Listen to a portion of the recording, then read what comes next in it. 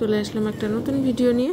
আজ তোমাদের সাথে শেয়ার করব মিক্স ফ্রাইড রাইস কীরকমভাবে করতে হয়। প্রথমে চুবিয়ে রেখেছিলাম জলের মধ্যে খানিকক্ষণ, আর এদিকে দেখো জল বসিয়ে দিয়েছি। এর মধ্যে নুন তেল দিয়ে দেবো, আর দিয়ে দেবো মটরশুঁটিগুলো। এখানে দেখো মটরশুঁটি নিয়ে নিয়েছি, আর বিনস আর গাজর খুব সুন্দর করে কেটে নিয়েছি। এই জলের মধ্যে আমি দিয়ে দিলাম মটরশুঁটিগুলো, আর তেল আর নুন আগেই দিয়ে দিয়েছি। চালও দিয়ে দিয়েছিলাম। দেখো ভাত ফুটে উঠেছে, হয়ে গেছে আমার ভাত। কিছুক্ষণ পরে নামিয়ে নেবো।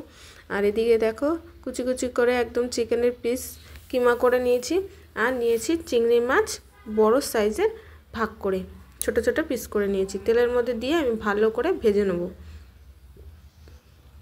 একটু ভাজা ভাজা হলে, একটু লাল লাল হলে আমি নামিয়ে নেব।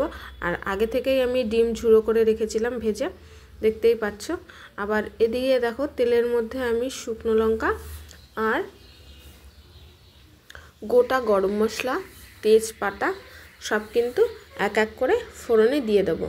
আমি কত চটজলদি রেসিপিটা করি, তোমরা দেখতে থাকো। দেখো সব কিছু ফোড়নে দিয়ে দিয়েছি আমি, সব একটু পুড়িয়ে নেব ভালো করে। আর এদিকে দেখো একটু ঘিও দিয়ে দিচ্ছি, কিন্তু আমি আগে একটু দিয়েছি, এখন আবার একটু দিলাম। ঘিয়ের গন্ধটা হলে কত ভালো লাগবে। আর এর মধ্যেই আমি একদম বিনস আর গাজরগুলো দিয়ে দেবো, দিয়ে একটু ভালো করে ভাজা ভাজা করে নেব। দেখতে পাচ্ছ কত সুন্দর লাগছে কালারটা। তোমাদের আমার রেসিপি কেমন লাগে আমাকে একটু জানিও। আর আমি সবসময় চেষ্টা করি কিভাবে তোমাদের সহজ পদ্ধতিতে রেসিপিটা শেয়ার করা যায়, যাতে তোমরা চটজলদি বানিয়ে ফেলবে। এই দেখো এর মধ্যে দিয়ে দিলাম ভাজা চিকেনটা আর চিংড়ি মাছটা। কত সুন্দর লাগছে তাই না? এর মধ্যে আমি ডিম ভাজাটাও কিন্তু অ্যাড করে দেবো। সব ভাজাভুজি একসাথে অ্যাড করে দিয়ে তারপরে দেখো কীরকম জটলাটা পাকাই। কত তাড়াতাড়ি কত সুন্দরভাবে রেসিপিটা তৈরি হয়ে যাবে। এই গরম মশলা ফোড়ন দেওয়াতে গন্ধটা কিন্তু দারুণ বেরোচ্ছে। তোমরা দেখতে থাকো আর বলবে আমাকে করে খেয়ে যে কেমন হয়েছে। বুঝতে পারলে বন্ধুরা?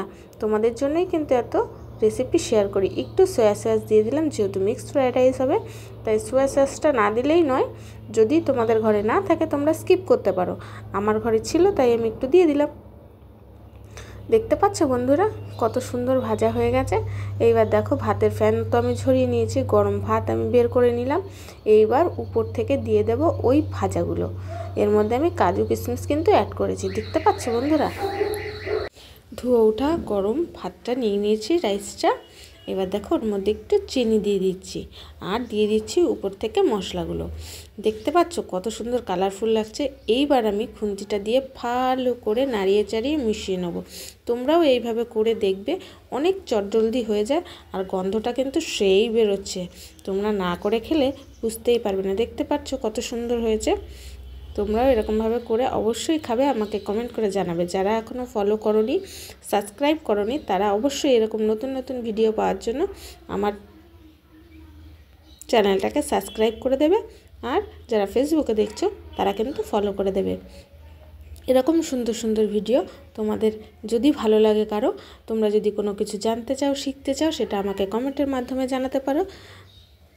ভালোবাসা তোমাদের জন্য, তোমাদের কমেন্টে আমি মুগ্ধ হই, আর তোমাদের কমেন্ট আমাদের উৎসাহ দেয়। আমাকে উৎসাহ এতটাই দেয়, আমি নতুন নতুন রেসিপি যার জন্য তোমাদের সাথে শেয়ার করি। দেখতে পাচ্ছ কত সুন্দর কালারফুল হয়েছে। দেখা হচ্ছে নেক্সট ভিডিওতে। রাধে রাধে বন্ধুরা।